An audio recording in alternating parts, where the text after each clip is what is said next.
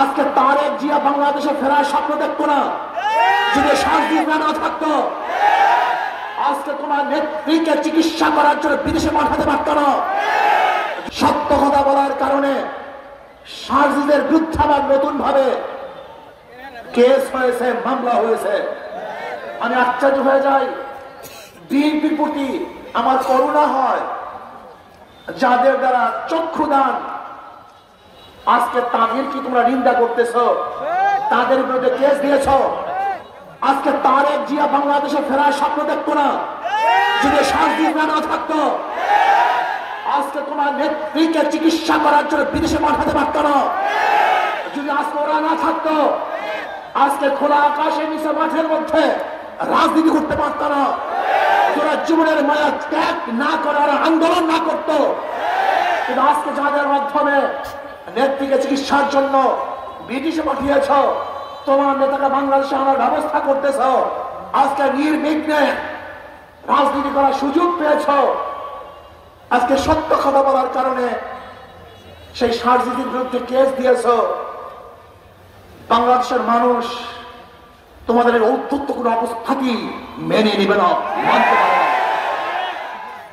আজকে সাদা পাথর লুটপাট হয়ে যাচ্ছে। আমি বক্তব্য দিয়েছিলাম পাথর কৌড়ি ছেড়ে দেওয়ার জন্য, আমাদের খনিজ পাথর উত্তোলন করার জন্য। আমি লুটপাট করার জন্য বক্তৃতা করি নাই। আমি ভারত থেকে পাথর চড়া দামে আনার বিরুদ্ধে আন্দোলন করেছিলাম, যে আমাদের দেশের পাথর উত্তোলন না করে ভারত থেকে পচা পাথর চড়া দামে আনে, এর বিরুদ্ধে বক্তৃতা দিয়েছিলাম। কিন্তু আমাকে আজকে তারা বলতেছে আমার বক্তৃতার কারণেই নাকি তারা পাথর চুরি করেছে। বিয়াকুবের অবস্থা কোথায়? আমি মনে করি পরিবেশ উপদেষ্টা ব্যর্থ হয়েছে। তিনি ব্যর্থ হয়েছেন। তিনি পাথর কৌড়িকে ছেড়ে না দিয়ে বরং লুট করার ব্যবস্থা করেছেন। লুট করার কারণে কি হয়েছে? বহিষ্কার করা হয়েছে। আপনাদের ধারণা কি এতগুলি পাথর কি একদিনই সরানো হয়েছে না দীর্ঘদিন পর্যন্ত সরানো হয়েছিল? এই মাসকে মাস যারা পাথর চুরি করছে বহিষ্কার করা হয় নাই। আমি আগেই বলছি, চাঁদা তুললে পুরস্কার, ধরা পড়লে বহিষ্কার, ভাইরা হলে গ্রেফতার। কথাটা বুঝাতে পারি নাই? চাঁদা তুললে পুরস্কার, ধরা পড়লে বহিষ্কার, আর ভাইরাল হলে গ্রেফতার। এতদিন চাঁদা তুলছে বহিষ্কার করে নেই, এতদিন পাথর চুরি করছে বহিষ্কার করে নেই, যখনই ধরা পড়ছে বহিষ্কার করছে। দেখছেন অবস্থাটা কি? কত সুন্দর ব্যবস্থা। ৫,০০০ উপরে বিএনপি কর্মীদের বহিষ্কার করছে, কিন্তু চাঁদাবাজির কমতি তো আমরা দেখছি না। আপনারা কি দেখছেন নাকি ভাই? তার মানে এগুলো আইওয়াস, এগুলো বন্ধের কোনো সিস্টেম নেই। যদি চাঁদাবাজি বন্ধ হয়ে যায় তাহলে দলই তো বন্ধ হয়ে যাবে। তাদের রক্তই তো চাঁদাবাজি। জুলাই বিপ্লবের আন্দোলন শুধু একটা নির্বাচনের জন্য হয় নাই। জুলাই বিপ্লব কেন হয়েছিল? ওয়াল ওয়ালে, খাম্বায় খাম্বায় মানুষ লিখে দিয়েছে। আমি সাংবাদিক বন্ধুদেরকে প্রশ্ন করতে চাই, আমাকে দেখান তো কোন ওয়ালে বা কোন খাম্বার মধ্যে লেখা ছিল আমরা নির্বাচন চাই? একটা নিদর্শন আমাকে দেখান যে যারা জুলাই আগস্টের সৈনিক ছিল তারা ওয়ালে লিখেছে আমরা সুষ্ঠু নির্বাচন চাই। আমার নজরে এরকম লেখা কোন জায়গায় পড়ে নেই। বর্তমান অন্তর্বর্তী সরকার কেন হয়েছিল? তিনটা উপহার আমাদেরকে দিবে: সংস্কার, বিচার, নির্বাচন। তারা সংস্কারের কথা বলে না, বিচারের কথা বলে না, শুধু নির্বাচন নির্বাচন। কেন? নির্বাচন দিয়ে কি হবে? যদি লুটেরা, চোরেরা, ডাকাতরা, বদমাশরা, ধর্ষকরা আমার ক্ষমতা আসে, তাহলে এদের বিরুদ্ধে আবার আন্দোলন করতে হবে, সংগ্রাম করতে হবে। মানুষ কতবার জীবন দিবে, কতবার আন্দোলন করবে, কতবার সংগ্রাম করবে। পিআর সিস্টেমে নির্বাচন চাই। আপনারা দেখেছেন জরিপের মধ্যে আসছে ৭১% মানুষ পিআর সিস্টেমে নির্বাচন চায়। সংখ্যানুপাতে খালি নির্বাচন চায়। পিআর সিস্টেমে নির্বাচন হলে চাঁদাবাজি থাকবে না, গুন্ডামি থাকবে না, নমিনেশন বাণিজ্য চলবে না, পেশি শক্তি ব্যবহার করা হবে না, কালো টাকার ব্যবহার হবে না।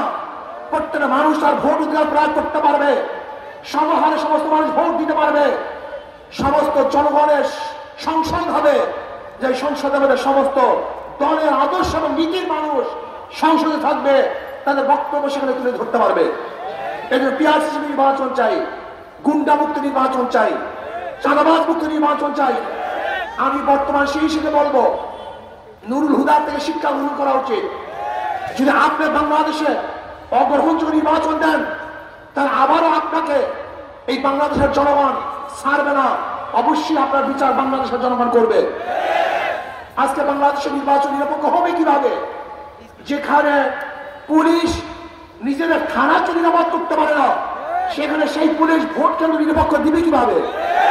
আমি বিশ্বাস করি আজকে প্রশাসনের যে অবস্থা, নিজেরা নিজেদের নিরাপত্তা নেই, সেখানে ভোটারদের নিরাপত্তা এই প্রশাসন কোন অবস্থায় প্রদান করতে পারবে না।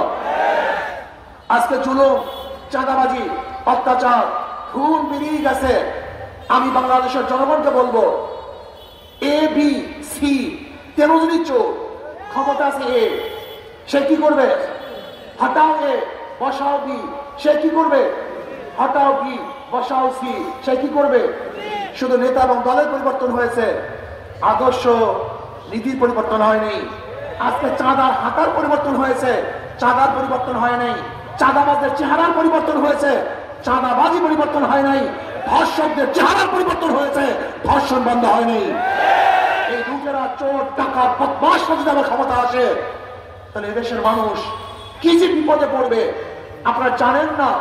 আল্লাহ না করুক, আল্লাহ না করুক, এই চাঁদাবাজ খুনিরা যদি আবার ক্ষমতা আসে, আওয়ামী লীগ যে দুঃশাসন উপহার দিয়েছে, তার চেয়ে অনেক বেশি দুঃশাসন আপনারা ভোগ করবেন। সন্দেহ নেই, কোনো সন্দেহ নেই, কোনো সন্দেহ নেই। কাজী চাঁদাবাজদেরকে আমরা ক্ষমতা আনতে চাই না, কোন ধর্ষকদেরকে ক্ষমতা আনতে চাই না, দুর্নীতিবাজদেরকে দ্বিতীয়বার বাংলাদেশের ক্ষমতা দেখতে চাই না। এজন্য আসুন সম্মিলিত ভাবে দেশপ্রেমিক, ইসলাম প্রিয় যারা দেশকে মহব্বত করেন, এই ভূখণ্ডকে মহব্বত করেন, আমি তাদের ঐক্য হওয়ার জন্য আহ্বান করছি। আগামী নির্বাচন হবে ইসলামের পক্ষে, ইসলামের বিপক্ষে। আগামী নির্বাচন হবে দেশের পক্ষে, ভারতের বিপক্ষে। কারা ভারতের পক্ষে আর কারা দেশের পক্ষে, কারা ইসলামের পক্ষে আর কারা ইসলামের বিপক্ষে, এই দুই ভাগে গোটা বাংলাদেশ বিভক্ত হয়ে যাবে। কাজে আসুন ইসলামের পক্ষে আমরা থাকবো, এই দেশের পক্ষে থাকবো। যারা ভারতের দালালি করবে, গোলামি করবে, বাংলাদেশ থেকে চিরতরে ভোটের মাধ্যমে তাদের প্রত্যাখ্যান করবে ইনশাআল্লাহ। প্রিয় ভাইরা আমার, আপনারা জানেন যারা নির্বাচন করে, নৌকা যারা নির্বাচন করে নৌকা চালাতে পারে না, যারা ধানের শীষ নির্বাচন করে ধান কাটতে পারে না, যারা নাঙ্গল নির্বাচন করে নিজেরা নাঙ্গল বাইতে পারে না, কিন্তু হাত পাখা এমন একটা বুকে যে নির্বাচন করে তারাও ঘুরাতে পারে, যারা করে তারাও ঘুরাতে পারে। হাত পাখা এমন এক প্রতীক যারা মুসলমানরা ব্যবহার করে, হিন্দুরা ব্যবহার করে, খ্রিস্টানরা ব্যবহার করে, বড়লোকরা ব্যবহার করে, গরিবরা ব্যবহার করে, পুরুষরা ব্যবহার করে, মহিলারা ব্যবহার করে। কার প্রতীক কেউ বুকে নিয়ে ঘুমায় না, কিন্তু হাত পাখা এমন এক প্রতীক